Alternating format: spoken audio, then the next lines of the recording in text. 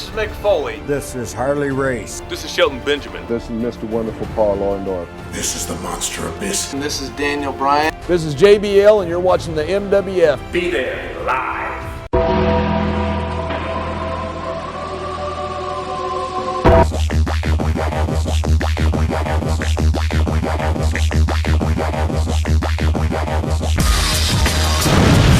Wrestling fans around the corner, around the world, welcome to Wrestling Insider's Current Events. It is premiere week here in Boston Wrestling Sports. We have those daily flashback clips at 10 a.m. over on YouTube. Tuesday nights at 9 p.m., of course.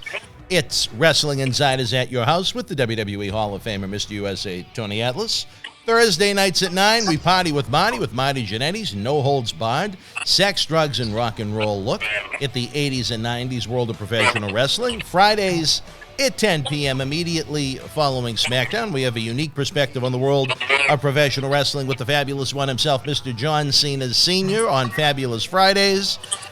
Live pay-per-view watch-alongs when WWE, Impact Wrestling, and AEW decide to offer us one. Plus, now we're trying to go podcast style with reviews of these wonderful nationally televised professional wrestling shows. We covered all four of them last week, that being Raw, NXT, AEW, and SmackDown. That is going to be the goal, to continue that trend with myself and the prodigy from a place that could only be described as southwestern Connecticut, Mr. Matt Degnan. Matt, it is a pleasure to have you here, less than 24 hours removed from a very memorable edition of Monday Night Raw for all the wrong reasons at the Amway Arena, Orlando, Florida, right under the Thunderdome. Well, I'll just say to the people listening, take a shot every time we say it was the worst Raw we've seen, and we'll see how drunk you are at the end of the show. And I have to say, I've probably seen well over 99% of every Raw that's ever taken place, dating back to day one, January 11th, 1993. I remember it vividly. I actually used to tape them on VHS every single week from 93 probably until I got my first DVD recorder in 2004. So I've seen just about every single Raw. And I have to say, this was one of the worst of all time. I mean, I've seen almost everyone since 2008 or 2009, but from what I can remember, this is it's awful. It wasn't watchable. If we didn't have to do this show today, I would have just been watching football the whole time, even though the Raiders won. I'm not too happy about that. Well, but I was actually, if you recall, when the plan was for the Cauliflower Alley Club. Yeah, we were supposed to go the week of my birthday in Sin City, Las Vegas, Nevada. Monday Night Football just happened to be on my birthday in Las Vegas. I was stoked to go, and instead I spent my birthday trying to keep my eyes open after I returned home from MWF Studios to watch Monday Night Raw on the USA Network. I know. It was bad. I mean, I know you guys sit here every week. The production value is a state of the art. Everybody works hard. Everybody tries. The wrestlers put forth a great effort. The wrestlers are probably the greatest athletes as a group they've ever had. But what I saw last night, forget about someone that's worked in wrestling, forget about someone that's watched wrestling since 1986, is someone that owns WWE stock. This was a complete and utter embarrassment that accomplished absolutely nothing. It was just pathetic. Every segment a hole could be torn through, and I took, as my good friend Ann Miller used to say, meticulous notes, Prodigy. So get ready, brother.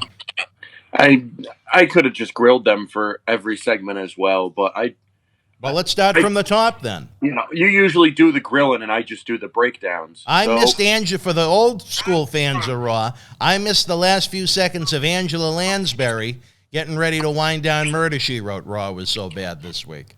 I was hoping for a little Angela. Well, that was before you had time, though. Well, you got Ray's wife, Angie, tonight, or last night. Well, let's start from the top of this 3-hour piece of garbage, and we'll go from there. All right. Well, Retribution opened Raw with taking over the show. Yeah. And then they said WWE signed them to contracts so they can do whatever they want legally. I don't know what that meant. But why would WWE sign people to contracts who want to ruin them? And obviously, I'm looking at this from a storyline point of view. It made no sense. And then the Hurt Business came out looking for a fight, but they were outnumbered, obviously, because Retribution seems to have a multitude of help, coming from, multiple angles, and I don't know how they're getting into the building. If those people aren't signed, but the main people are, I don't know.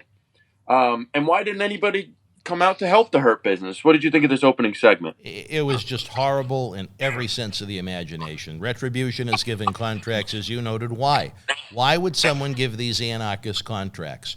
Who gave them contracts? Was it the same war room of unknown people that did the draft last year on Fox and USA Network when they decided to divide things in half now that there's no GM or figurehead president? Why would WWE give people the damage, their production equipment, venues, rings, locker rooms, The talent. performance centers, talent, interviewers? Why would they give them contracts? Beyond that, the mask sucked, the promos lack common sense, and now they're feuding with, who are you going to kick off a feud with? A heel faction in the Hurt Business for no real particular reason, to make sure that nobody cares, because people are supposed to dislike the Hurt Business as their heels. Again, I did put in my notes, everyone is trying, but this material is awful. Awful, awful. It does not belong on national television. It's independent level bad. You can try as much as you want, but the end game is always just shit.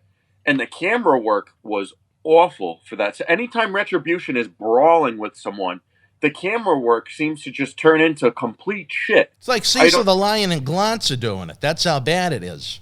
Yeah, well, if Glantz shows up. Or if he shows up, that's right. It'd just be a camera that didn't move if it was Glantz's, I guess. Well, that'd be better than WWE's camera work with Retribution, I'll tell you that. And then on top of that, there was a commercial 5 minutes into the show at 8:05.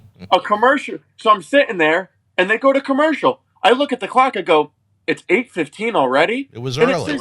It was early. And it says 8:05.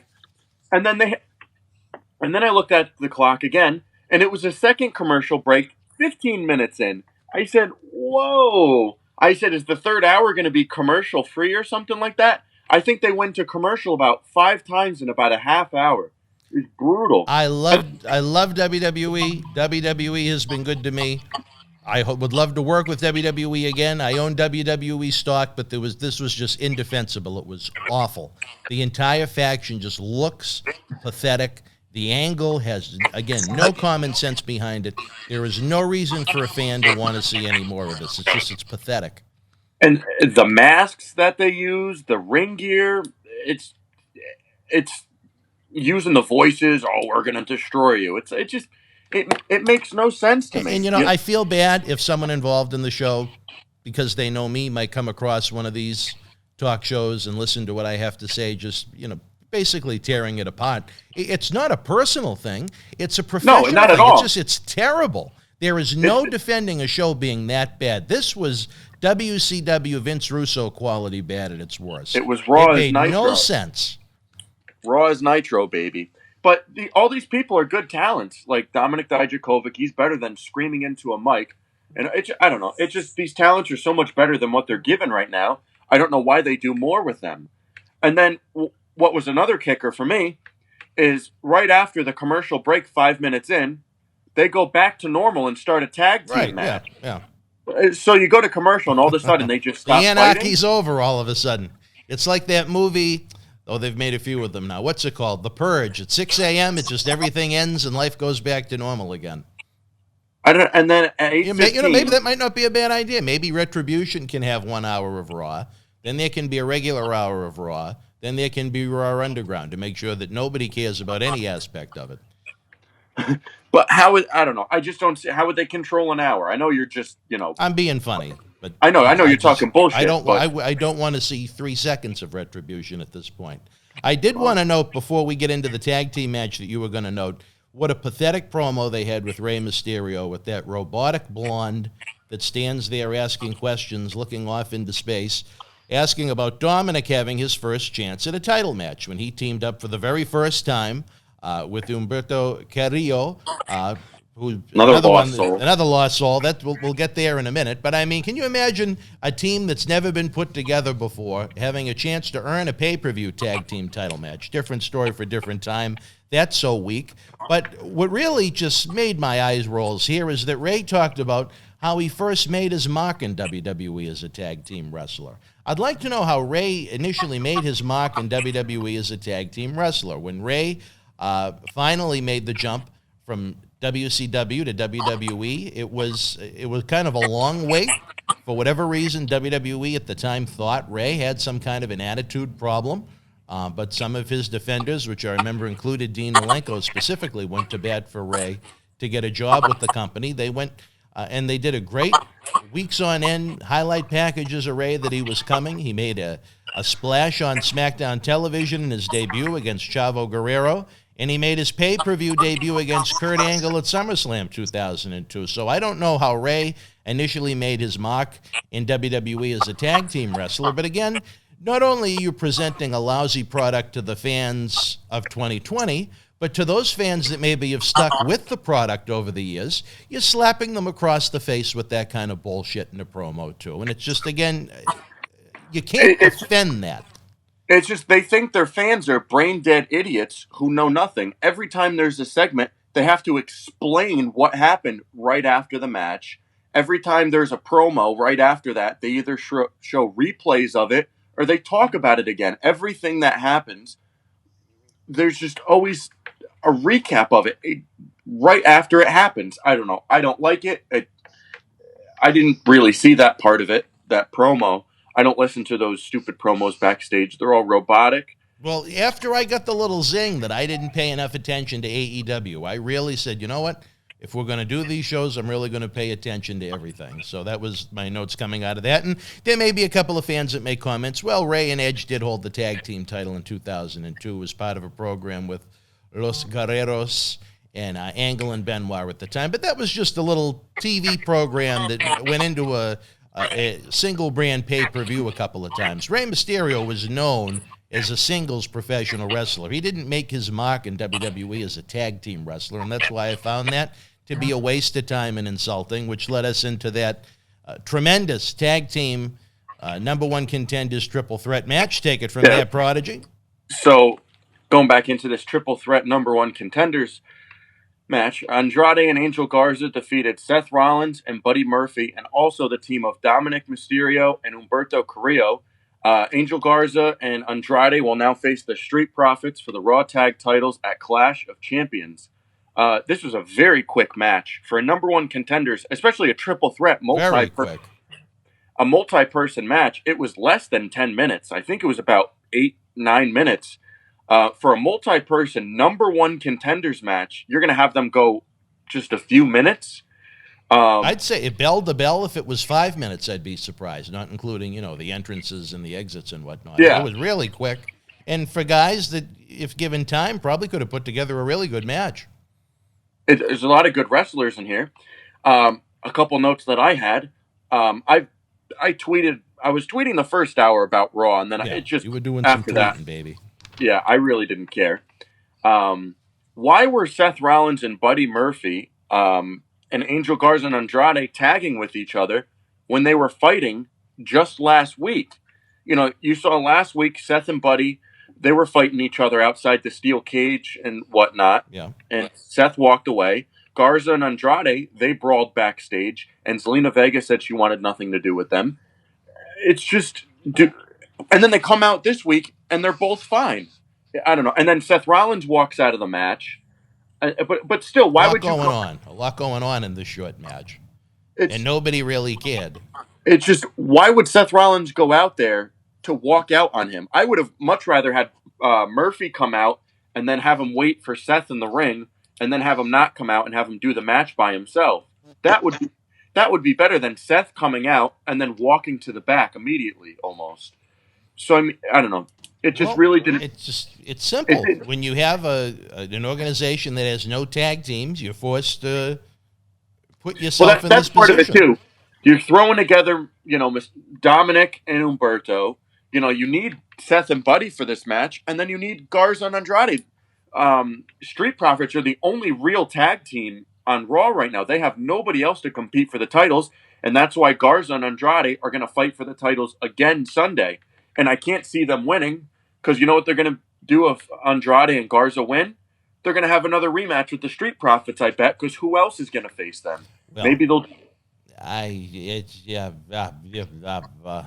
all I can say to that. You know, Andrade and Garza back together again and win. That was the right call. As there are no other teams, they gel together. I don't know why they're trying to separate them so quick, but that's typical WWE. They don't know how to keep units together. It was good to see Carrillo back. He'd been on Main Event. He was also had his photo on the side of milk cartons on the missing section, which is a shame because I thought at one point the Mysterio, Andrade, Garza, Carrillo foursome was one of the better parts of Raw. Rollins continues to turn on Buddy Murphy. Nobody really cares as that Monday Night Messiah gimmick is just completely death. Authors of Pain vanished.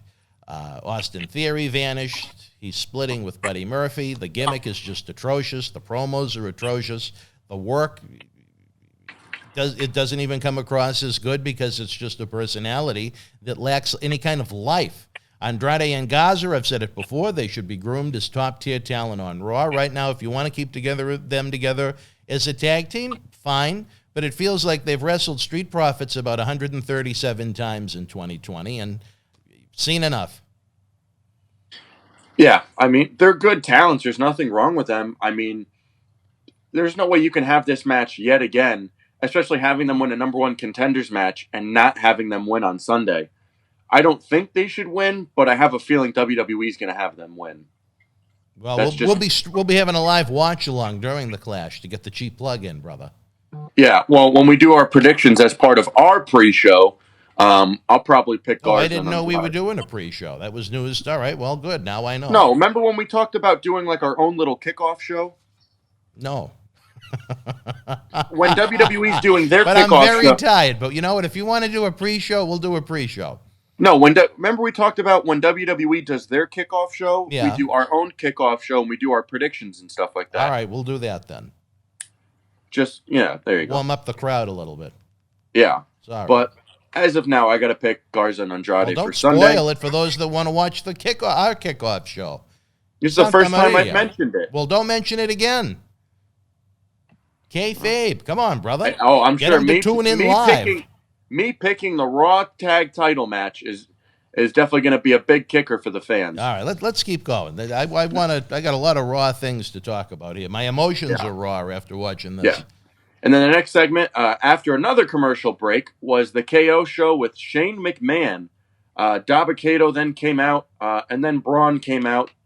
All came out very quickly. They didn't really let the show kind of, fester a little bit. And just everybody came out, and then Kato and Strowman are told if they fight in the ring, then their fight at Raw Underground is called off.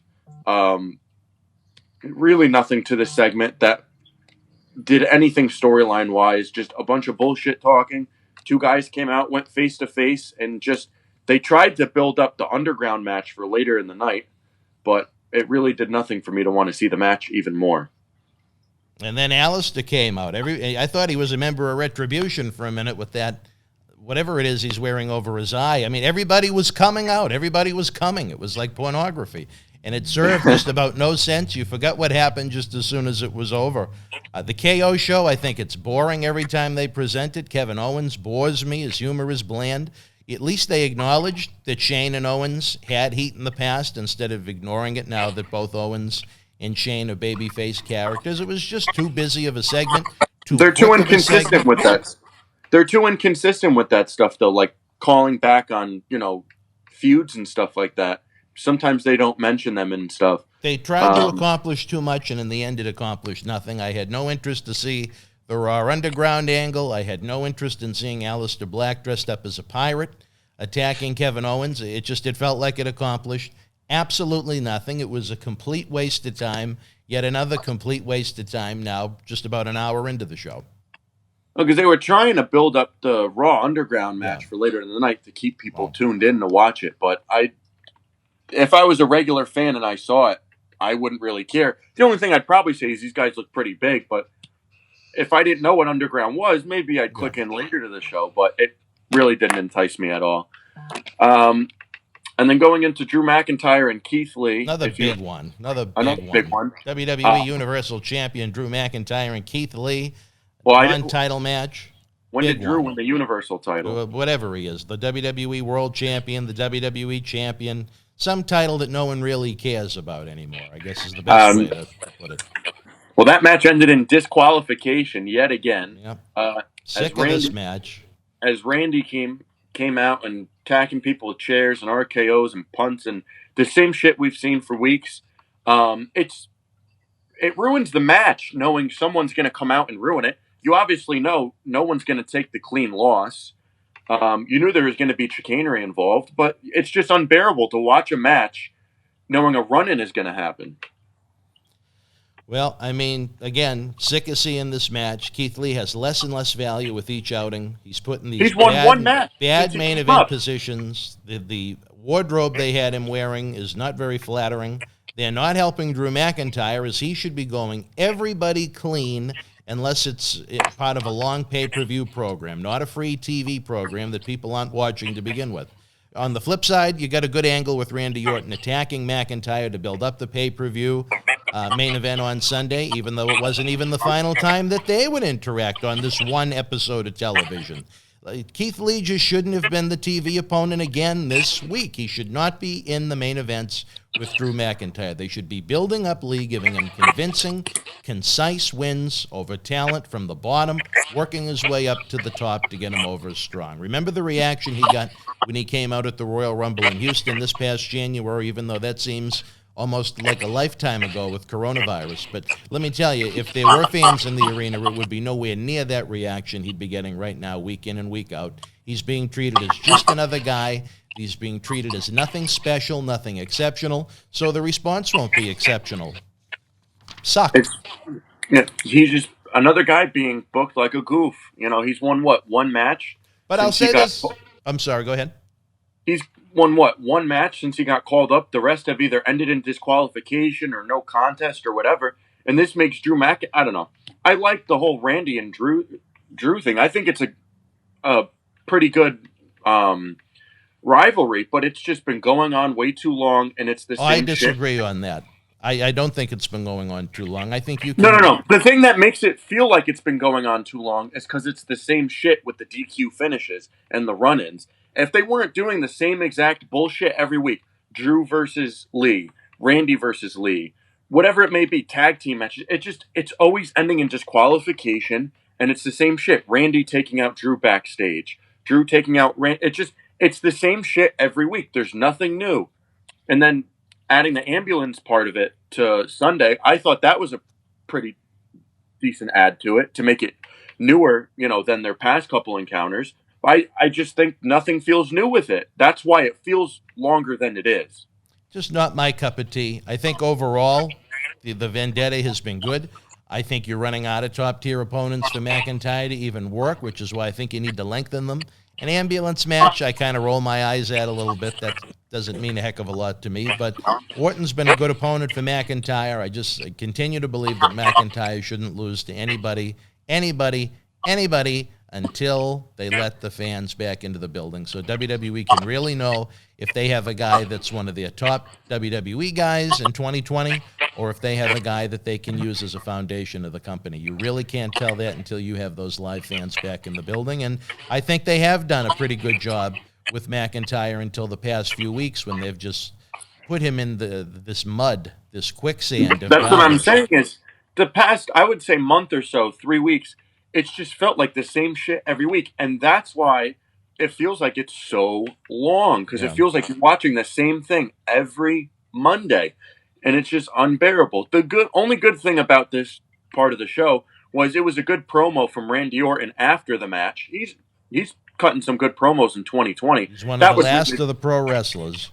Yeah, that was really the only good thing about this little segment, or 2 segments, however you want to call it. But he cut a good promo after the match, standing next to the ambulance and, running through his resume, and he's going to become, 14-time world champion, all the other stuff he talked about if you watch the show. But, I thought it was pretty good. It helped another DQ finish yet again in WWE. Anything else you want to add to that segment before I move on to a ferocious battle between Zelina Vega and Mickie James. They'll probably wrestle again next week. Who knows? But other than that, Zelina Vega defeated Mickie James and will face Asuka for the Raw Women's Championship on the Clash of Champions kickoff show. I tell you, they put a lot of thought into Mickie James' return. She was out for over a year, and now that she's back a week or two, she's losing to the woman that managed Andrade and Gaza. A woman who never wrestles, and they're going to make... I get you want the older talent putting over the younger talent. I wouldn't even call Zelina Vega talent because she never wrestles, and quite frankly, she has no talent. That match was awful, unbearable to watch, and as you say, it's a channel clicker, and I just switched back to football, rooting for Josh Jacobs on my fantasy football team. But then now they're going to face each other on the Clash of Champions kickoff show. I can't see Zelina Vega winning that at all. But, as you said, we'll talk about Clash of Champions on Sunday.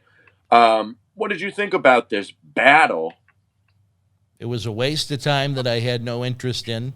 I thought to myself, again, Mickie James was out for over a year, and why bother to bring her back if you have absolutely no ideas for her? It seemed like she was going to be put into a feud with Natalya and Lana. I guess that ran its course relatively quick, and now she's losing to the woman that managed Andrade and Gaza. So, I mean, that's self-explanatory as far as what it is. And then in the next dumb segment, R-Truth and Akira Tozawa were at the beach. WWE made it seem like Akira Tozawa got eaten by a shark off the coast of Florida. I don't know where they were for this one, but they were on the beach. R-Truth was there. Akira Tozawa was waiting for him in the water with a referee. I don't know how Tozawa knew R-Truth was going to be at the beach. He was going to try to pin him for the 24/7 title. That didn't happen. What did you think of this segment, if anything at all? Another waste of time. Well, running through these... That isn't going to sell any tickets, that isn't going to sell any merchandise, that isn't going to increase the ratings, it isn't going to increase WWE Network subscriptions. They might think it's cute, and they might get a few people to look at it for free in a 30-second clip on YouTube, but I don't know how that helps the company overall. As the ambulance goes by, even the ambulance knows Raw needs help. Yeah, I was just about to say that. We'll move into the next segment here. There's really nothing to add about these two guys at the beach. Apollo Crews defeated Cedric Alexander via distraction roll-up. Ricochet caused the distraction since he was at ringside. The Hurt Business then attacked Crews and Ricochet after the match.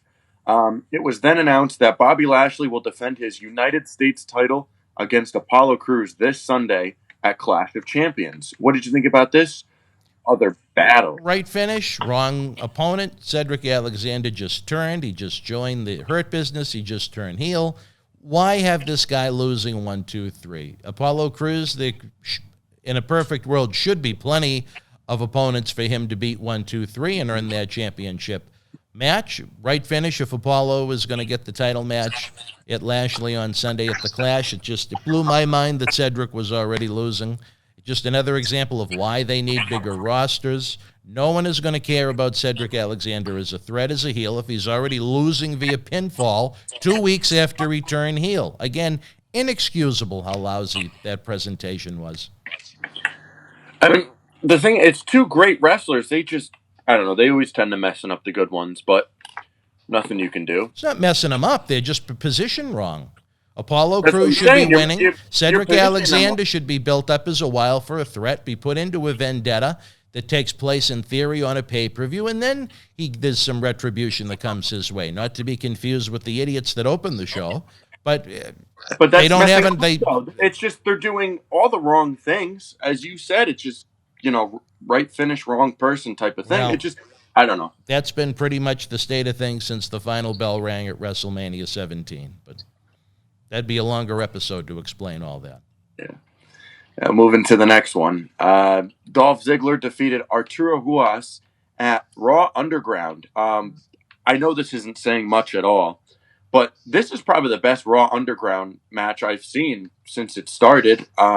These worked shoot fights don't look real at all. They look just goofy. But I think Ziggler, as a former actual wrestler before he went to WWE, and Ruas, who has a background in mixed martial arts. I thought they put together something that looked somewhat real with the takedowns and the submissions and stuff like that. It looked somewhat of like a real fight.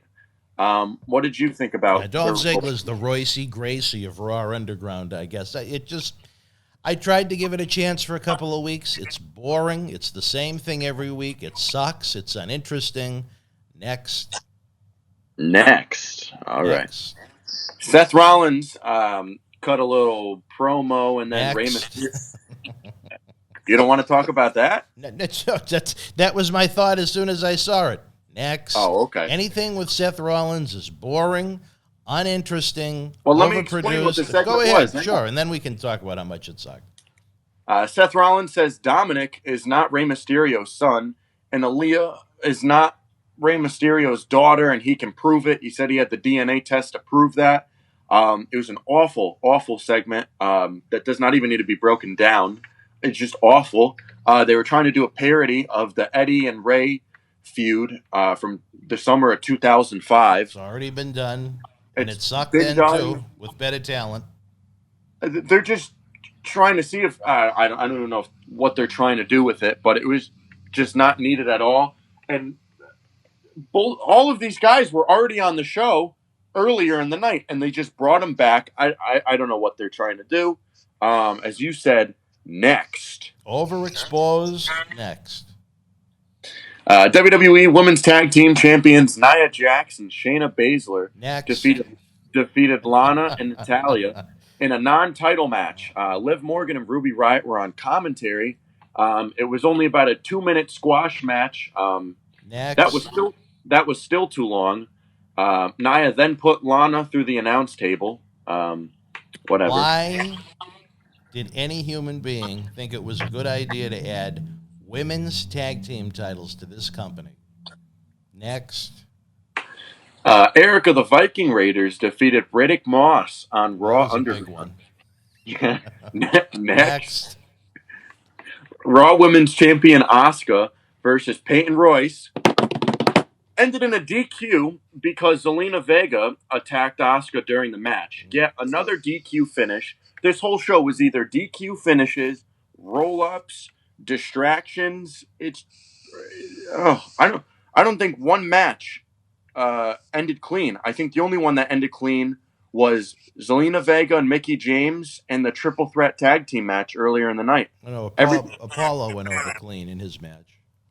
That was with the distraction roll-up. Oh, I see what you mean. Well, and then Billy Kay was with Royce. I thought they were supposed to be split up in another angle that was given no thought and that not one fan had an interest in, but I guess nobody really cared, so maybe they're back together again. I don't know. Well, they said that they don't have to be a tag team, but they can still support each other. Oh, that's cool. They can still be friends. Yeah, I don't know why they can't just keep them as support each other and do singles runs. It makes no sense. Yeah, they could have released both of them back in. And that sounds mean. I don't want anyone to lose their job. But I'm not a fan of watching either of their wrestling. Oh, hold on one sec, Prod. I lost you. Are you there, buddy? I'm here. Keep going. All right. Can you hear me? Keep going. Well, I answered. All right. Well, that's a good sign then. Yeah. Braun Strowman, here's the big Raw Underground main event, defeated Dabba-Kato. Yeah. What'd you think of that big battle between two behemoths? I thought long and hard about it. Next was pretty much what I came up with. And then I'm waiting for Stone Cold to get his hand on Strowman. And I'm not talking about Steve Austin. I'm talking about the true Stone Cold of WWE, that being Shane McMahon. Yeah. I think Shane O'Mac is going to be the man that cleans up Underground and just takes out everybody before it's all said and done. They're going to do a triple threat match with the two big men and Shane O'Mac on a Raw Underground. Shano's going to do his little shuffle dance from side to side. He's going to throw about 30 punches, about 27 of which will miss, but they're all going to go down like the atomic bomb went off. Shane O'Mac's punches are going to look like the planes going into the buildings on 9/11 there, Sophia's, even if they don't make any physical contact whatsoever. Oh, well. We'll move into the main event. Retribution versus the Hurt Business ended in a disqualification because of an eye poke to Tom Phillips explained it as an illegal man contacting a legal man. So what I immediately thought of is Every other match that's taken place in the past 15 years on that show? no. If someone's going for a pin in a tag team match, what happens? Someone runs in and breaks it up. Right. So shouldn't that be a disqualification if an illegal man contacts a legal man breaking up? That's what I mean. Just about every match that's taken place in the history of that show. It just makes no sense. But what did you think of the names of Retribution? I will name them: Slapjack, T-Bar, and Mace. I believe Slapjack is Dio Madden, T-Bar is Dijakovic, and Mace is Shane Thorne. All wearing masks and have some type of face paint and weird ring gear. I don't like these names. I laughed when Mike Rome said Slapjack, T-Bar, and Mace. Holy shit. I almost fell. My socks probably would have been blown off if I had them on. But I don't know. These names are just so stupid. Just zero appealing to it, zero to make someone want to watch it as it's happening, zero to make someone want to watch it again. It was like a high school kids' backyard wrestling league. It was so bad. The show ended with a big brawl between the main roster and the rejects. And when that happens every single week, that kind of loses its zing too. There's been enough Retribution brawls with a bunch of guys in masks that no one knows, with no real leader, no real star power, just a bunch of people that yell and scream and want to do damage for no particular reason, even if they are or are not professional wrestlers, all of a sudden have WWE contracts to do more damage on a show that no one watches and nobody cares about. I guess maybe is the best way to sum it up. One of the few wrestlers on the show, Drew McIntyre, he had to come out yet again because, of course, you just can't be on this wrestling show once a week. And then Randy Orton attacked him a second time on the same show. Well, I had it in my notes. To end one of the worst episodes of Raw in its 27-year history. It was just bad. And I don't bad know. Is an insult to the word bad, because there's been plenty of bad episodes. This was just an insult to everyone involved. It was an insult to the talent. It was an insult to people that built the ring. It was an insult to the people that did camera. It was an insult to the USA Network, which paid $5 million to have the rights to broadcast it this week. It was just a joke. We can get into our grades now of Raw. I gave it a 0 out of 10. Well, I guess I don't know if we could give it a complete 0, but I'd go as low as a 1. I mean, I gave it a 1. There was nothing.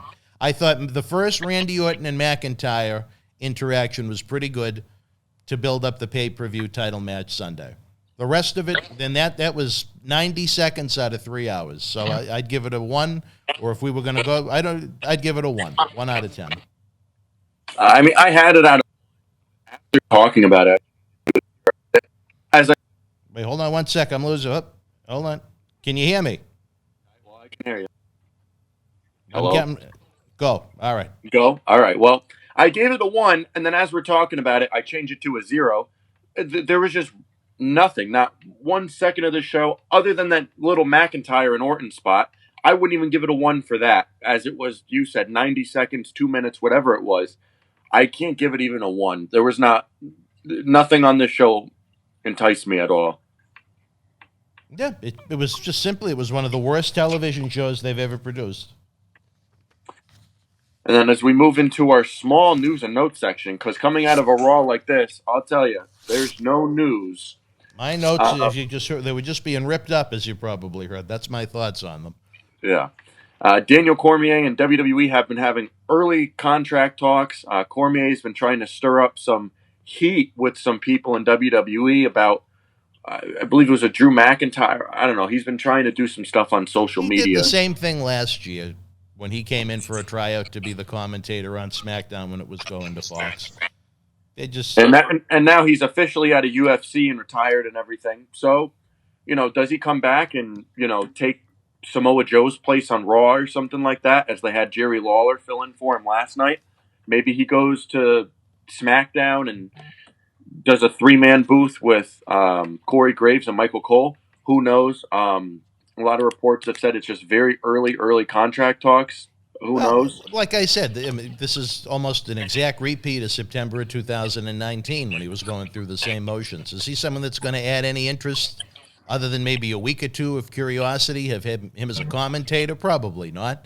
Is he someone that has passion for the industry? Sure. So maybe he could, if he's any good, could add something to make the product more interesting, if he could add to the soundtrack to the show. But is there money in him having a match or two down the road in the right angle with the right person at the right big pay-per-view, a big WrestleMania, a big SummerSlam with a crowd? Why not? Who knows? That's what I thought, too. I mean, he Week has... to week, I have very little interest in him.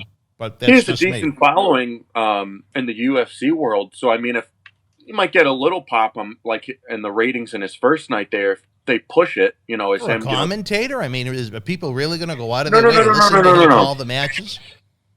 No, I mean, if I was a big fan of him in UFC, I might, pop in just to see him make his debut. I mean, if they push it as, a big thing of him coming to make his debut in WWE and whatnot, or him opening if he up. was going to wrestle, yeah. I mean, I think you might get. Well, no, that too. But I'm just saying, I'm not saying a big pop of like 500,000 people. I'm just saying you might get a little bump in having him, for like the first 2 weeks, as you said. But other than that, I don't see any, big ratings boost for months on end having him as a commentator. I mean, it's a hit or miss thing at the end of the day. Yeah, I think the end game in that is he interested in getting in the ring. If he's going to be a commentator, nobody cares. Everybody, CM Punk is coming back for that show on FS1 or whatever that Fox Sports channel is called, and that show died a very, very, very quick death, even with Punk's involvement. So the commentators mean I worded that very wrong. The commentators mean absolutely everything to the show, but as far as trying to get eyeballs to watch it, they're not part of the equation. Yeah. Retribution is set to main event Survivor Series against a WWE team. It's going to feel like SummerSlam 2010 all over again, when the Nexus faced John Cena and his team of people. They called it the WWE team or whatever they did, against the Nexus. It feels like the same exact thing. A bunch of rebels coming in, trying to do what they want, and then they buried them at SummerSlam 2010, and then after that, we all knew what happened, broke up and didn't do anything, and then the new Nexus came along, but who knows if there's going to be a new Retribution. It just feels exactly like the whole Nexus thing, having them face a WWE team. What do you think about a Retribution main event at Survivor Series? If that's something they have on the plate, it's going to be a long night a few days before Thanksgiving. No interest. The plan right now is for Aaliyah to turn on her family. Again, nobody cares about her. There's no appeal to her other than she is pretty, and I follow her on Instagram. But I could care less. She's walked out to the ring 2 or 3 times. How can there be no interest to her? She's just, I don't know. It's just no one cares about her. Wrestling fans probably don't even know who she is if she didn't come out with Rey. So if she starts coming out with Buddy Murphy and Seth Rollins, it's just another who cares next, Maybe to add, it can continue the feud with Dominic. They'll put Aaliyah with Seth. She'll fall for his messiahness. Oh, yeah. So we can get just a few more months out of the Rey and Dominic Mysterio vendetta with the Monday Night Messiah. Yeah. Robert Roode is expected to return soon. Shit, I didn't even know he was gone. He's been locked up in Canada because of the travel restrictions. Is that what happened to him? Shit, yeah. Well, no wonder why the ratings have been down so much. They were missing the tag team of Roode and Ziggler. Hopefully he's able to get a few of his robes into the country with him. And one of those little turn things he stands on for his entrance. I forgot Robert Roode was even missing from the equation. He wasn't even on the milk carton. No, yeah. He was missing from being missing. That's right. He was so far gone from missing, even those that were looking for the missing didn't even think to look for him. The who's who of who cares. And then my last note here, WWE has another COVID outbreak.